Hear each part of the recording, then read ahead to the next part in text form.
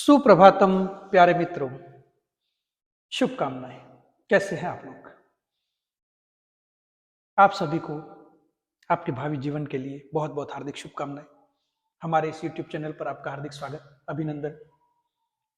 आज हम लोग चर्चा करने वाले हैं प्रतियोगी परीक्षा की तैयारी जो कुछ भी विद्यार्थी कर रहे हैं। तो प्रतियोगी परीक्षा की तैयारी के दौरान हमको उसकी शुरुआत कैसे करनी है, हम कैसे प्रतियोगी परीक्षा की तैयारी करें और कौन से ऐसे की पॉइंट्स हैं, क्या ऐसा काम है, कौन सा ऐसा स्मार्ट वर्क है जिसको करके हम औरों से आगे बढ़ सके। क्योंकि दोस्तों, प्रतियोगी परीक्षा जो है वो एक प्रकार से एक आर्ट है। सिर्फ मेहनत करने वाला ही उसको अचीव कर सकता है, ये जरूरी नहीं है। मेहनत के साथ साथ में अगर आप लोगों ने स्मार्ट वर्क नहीं किया तो आप जो है वो वहां पर अपनी सक्सेस, अपनी सफलता नहीं प्राप्त कर सकते। आपको स्मार्ट तरीके से काम करना होगा। सबसे पहले हम लोग कुछ चीजों की चर्चा करते हैं जो बहुत बेसिक चीजें हैं, जो बहुत ही सामान्य चीजें हैं, जिनके बारे में आप सब लोगों को शायद हो सकता है पता होगा, लेकिन आप लोग उसको एक सिस्टम के तहत उसको अप्लाई नहीं करते होंगे। आप लोगों ने उसको जो है वो एक सिस्टमेटिक वे नहीं दिया होगा। मैं आप लोगों को कुछ चीजें बताना चाहता हूं कि मान लीजिए आप कोई प्रतियोगी परीक्षा की तैयारी कर रहे हैं दोस्तों। तो प्रतियोगी परीक्षा की तैयारी करने के दौरान या करने के लिए आपको क्या करना है? तो सबसे पहला जो महत्वपूर्ण पॉइंट है वो ये है कि प्रतियोगी परीक्षा की तैयारी के लिए आपको जो सबसे पहला काम करना है वो ये है कि आप किस एग्जाम की तैयारी कर रहे हो। आपको ये तय करना है कि आप कौन सी परीक्षा की तैयारी कर रहे हो, कौन सा एग्जाम है जिसको आप जो है वो क्रैक करना चाहते हो। आपको क्या अचीवमेंट लेना है? क्या आप एक टीचर बनना चाहते हो? क्या आप पटवारी बनना चाहते हो? क्या आप पुलिस डिपार्टमेंट में जाना चाहते हो? क्या आप आरएस बनना चाहते हो? आप आईएएस बनना चाहते हो? आपका टारगेट क्या है? तो कौन सा एग्जाम आपको अचीवमेंट करना है? सबसे पहले हम लोग इस चीज को क्लियर कर लें कि हमारे को हमारे जीवन में ये अचीवमेंट लेना है, ये सफलता लेनी है। तो सबसे पहले दोस्तों हम लोगों को जो काम करना है वो है कि कौन सी परीक्षा की हम लोगों को तैयारी करनी है। अब उसके बाद में जो दूसरा काम है महत्वपूर्ण, वो ये है कि उस एग्जाम का सिलेबस हम लोग जो है वो वेबसाइट पे जाकर के डाउनलोड करें। अगर आरपीएससी का कोई एग्जाम देना है तो आरपीएससी की वेबसाइट पर जाओ, यूपीएससी का कोई एग्जाम देना है यूपीएससी की वेबसाइट पर जाओ, स्टेट पीसीएस का कोई एग्जाम देना है तो स्टेट पीसीएस की जो वेबसाइट है उस पर जाओ और उसके सिलेबस को जो है वो आप लोग पढ़ो। अब क्योंकि हम लोग जानते हैं कि सबसे पहला जो पायदान है वो है सिलेबस, उसका पाठ्यक्रम। सिलेबस को आपको न सिर्फ पढ़ना है अपितु इस सिलेबस को आपको याद कर लेना है। जितना आप सिलेबस को लेकर के क्लियर रहेंगे, आप आपके गोल को लेकर के, आपके अचीवमेंट को लेकर के, आपके सक्सेस को लेकर के उतने ही ज्यादा एश्योर रहेंगे। सिलेबस हो गया। उसके बाद में आपको क्या करना है? प्रीवियस ईयर के दोस्तों जो पेपर हैं, उस एग्जाम में जो प्रीवियस ईयर्स के पेपर्स लिए गए हैं उसको आप लोगों को डाउनलोड करना है और उसको पढ़ना है कि पिछले सालों में जो पेपर हुए थे, पिछली बार ये परीक्षा जो हुई थी उसमें किस प्रकार के प्रश्न पूछे गए, उस प्रश्नों को पूछने का उसका लेवल क्या था, उसका अप्रोच क्या था, वो किस प्रकार के प्रश्न पूछ रहा है ना। एग्जामिनर की मेंटेलिटी क्या है, आप लोगों को ये देखना है कि जो भी टॉपिक्स दिए गए हैं वहां से प्रश्न कहां से उठाए गए हैं, कौन से टॉपिक में कहां से प्रश्न लिए गए हैं, इन चीजों को आप लोगों को देखना है। अब ये तो हो गया एक प्रारंभिक चरण कि परीक्षा कौन सी देनी है, उसका सिलेबस क्या है और पिछले सालों के पेपर किस प्रकार के आए हुए हैं। उसके बाद में आपको ये देखना है कि पिछले साल जो परीक्षाएं हुई हैं उसमें मेरिट कहां तक गई है, कितने मार्क्स वाले बच्चे सेलेक्ट हो पाए हैं, पिछले सालों में उसका क्या ट्रेंड रहा है, कितने परसेंटेज तक प्राप्त करने पर आप उस एग्जाम में अपने आप को श्योर कर सकते हो। इस चीज को हमारे दिमाग में अगर हम लोग ले लेंगे तो हमारे दिमाग में एक क्लियर एक फोकस बन जाएगा कि मुझे इस एग्जाम को क्रैक करना है, तो लगभग इतने परसेंटेज के आसपास अगर मैं परसेंटेज लाऊंगा तो मैं इस एग्जाम को क्रैक कर पाऊंगा।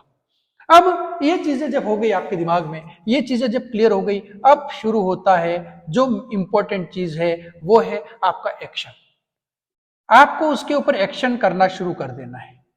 क्योंकि आपको क्या करना है वो आपने सोच तो लिया, और अच्छी बात है कि जो हम सोचते हैं वो हम कर सकते हैं, वो होता है और वो हो करके ही रहता है। लेकिन दोस्तों, सिर्फ सोचने मात्र से कुछ नहीं होता है। आपने जो सोचा है उसको प्रैक्टिकली धरातल पर लाना है, उसको आपको प्रैक्टिकली जो है वो अप्लाई करना है, और अप्लाई करने के लिए आपको एक्शन लेना पड़ेगा। एक्शन लेना है तो एक्शन कैसे लें हम लोग? कैसे करें तैयारी हम लोग, है ना। तो सबसे पहला जो महत्वपूर्ण पॉइंट है इसमें वो ये है कि कुछ ऐसी बुक्स आप लोग सेलेक्ट करें जो बुक्स आप लोगों के लिए इंपॉर्टेंट होगी इस एग्जाम के दृष्टिकोण से। बहुत सारी किताबें सेलेक्ट नहीं करनी है, कुछ किताबें जो महत्वपूर्ण है, एनसीईआरटी बेस्ड बुक्स हो या फिर कोई ऐसे ऑथर हो, है ना, जो कि आप लोग ये कह सकते हो कि ऑथेंटिक हो, ऐसी कुछ किताबें जो है हम लोगों को चूज करनी है उस एग्जाम को लेकर के। दूसरी चीज जो महत्वपूर्ण है वो है कि क्योंकि आजकल डिजिटल युग है, ऑनलाइन युग है, ऑनलाइन का जमाना है, तो कई सारे ऐसे ऐप्स हैं जो आपकी मदद कर सकते हैं परीक्षा की तैयारी के दौरान। तो ऐसे कुछ ऐप्स जो है वो आप अपने मोबाइल के अंदर डाउनलोड कर सकते हैं। अब उस ऐप्स में जैसे सपोज करो एक वो ऐप्स भी हो सकती है जिसमें आप लोगों को सुबह उठने का एक अलार्म, तो अलार्म आपके लगा दिया ताकि ये कि आपको कितने बजे उठना है, कितने बजे सोना है, वो आपको मोबाइल आपको बता दे। उसके बाद में कई बार जो है वो नोट्स लिखने के लिए भी आप लोग मोबाइल का यूज कर सकते हो, तो ऐसी कोई ऐप्स जो है वो आप लोग जो है वो इसमें डाउनलोड कर सकते हो। उसके बाद में कई लोग जैसे क्योंकि आप परीक्षा की तैयारी कर रहे हो तो इस दौरान हमारे को फिजिकली फिट रहना है, मेंटली भी फिट रहना है, हमको पॉजिटिव बना रहना, और पॉजिटिव बनने रहने के लिए हम लोगों को जो है वो योग करना चाहिए, व्यायाम करना चाहिए, या यूं कह सकते हो आप लोग मेडिटेशन करना चाहिए। तो उसके लिए कोई ऐप्स होगी वो आप लोग अपने मोबाइल के अंदर जो है वो डाउनलोड कर लो। उसके बाद में कई ऐप्स ऐसी आती हैं जो आपको परीक्षा की तैयारी करवाती हैं, तो उन ऐप्स को आप लोग जो है अपने मोबाइल में ऐड करो। और कई ऐसे ऐप्स भी आते हैं जिनके माध्यम से आप जो है वो आपकी तैयारी कैसी चल रही है ना, वो आप लोग पता लगा सकते हो। और वो पता लगा सकते हो क्योंकि वो विभिन्न प्रकार के क्विज और टेस्ट देते हैं, उसके माध्यम से आप खुद का एवोल्यूशन कर सकते हो। तो ऐसी कुछ चीजें हैं जो आपकी मदद कर सकती है। अब इसके बाद में फिर जो है वो आपको उस परीक्षा को लेकर के और फिर एक टाइम टेबल बनाना पड़ेगा, और उस टाइम टेबल को आपको स्ट्रिक्टली फॉलो करना है। उस टाइम टेबल को आपको स्ट्रिक्टली अगर फॉलो करोगे तो फिर क्या होगा कि जैसे जैसे आप लोग ये चीजें करते जाओगे तो उसके दौरान जो है वो आप लोग कुछ चीजें आपको समझ में नहीं आएंगी, कुछ चीजें आपको समझ में आएंगी, कहीं पर आप लोगों को जो है वो थोड़ी मायूसी हाथ लगेगी, कहीं पर आप लोगों को उत्साह के साथ में आगे बढ़ोगे। तो धीरे धीरे धीरे धीरे अप्स डाउन आते रहेंगे, और इन अप्स डाउन से सीखते हुए आप निरंतर जो है वो आगे बढ़ोगे, निरंतर आगे बढ़ते जाओगे। अब जब ये चीजें होती हैं तो उसके साथ साथ में आपको क्या काम करना है, आपको जो काम करना है वो है self evaluation.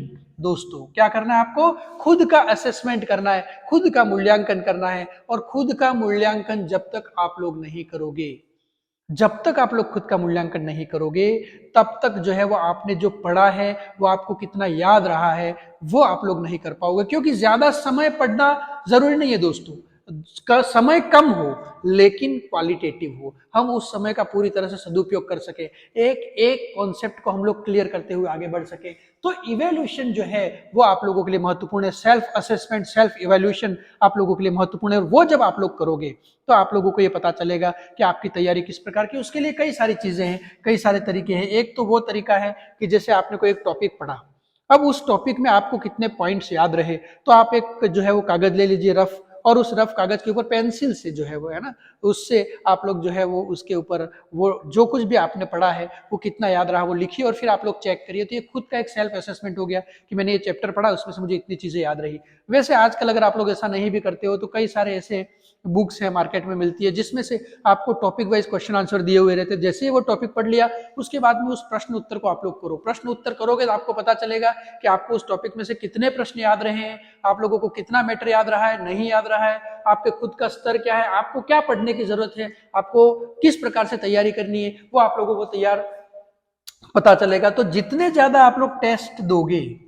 Topic wise question answer solve करोगे, उतना ही आप लोगों को बेनिफिट्स होगा। इसके बाद में आपको क्या करना है, इसके बाद में आपको ज्यादा से ज्यादा दोस्तों मॉडल पेपर देने हैं। क्योंकि मॉडल पेपर आप लोग दोगे और वो भी पूरी तरह से एग्जाम पैटर्न पर आपको मॉडल पेपर देने हैं, पूरी तरह से परीक्षा की पद्धति पर देने। परीक्षा का जितना ही समय है उतने ही समय का वो पूरा मॉडल पेपर हो, उतने ही क्वेश्चन हो, ओएमआर शीट हो, ओएमआर शीट को प्रॉपर तरीके से भरी जाए और प्रॉपर तरीके से समय लेकर के उस पेपर को सोल्व किया जाए। तो ये जो प्रैक्टिस है दोस्तों वो आपको मुख्य परीक्षा में बहुत ज्यादा मदद करेगी, क्योंकि प्रैक्टिस मैक्स मैन परफेक्ट है। आप जब तक छोटे छोटे एग्जाम घर पे नहीं देंगे, आप जब तक इस प्रकार के एग्जाम नहीं देंगे, तब तक जो परीक्षा का जो एग्जामोफोबिया है वो आपके दिमाग से नहीं निकल पाएगा। तो आप लोगों को जो करना है वो क्या करना है, मॉडल पेपर जितने ज्यादा हो सके उतने मॉडल पेपर देना है। और जब इतना सारा काम आप लोग एक सिस्टमेटिक तरीके से करोगे, इस काम को जब आप लोग करोगे तो निश्चित रूप से सफलता आपको मिलेगी। आप अपनी तैयारी को जारी रखिए, हम आपके आपके साथ में बने रहेंगे। धन्यवाद, शुभकामनाएं।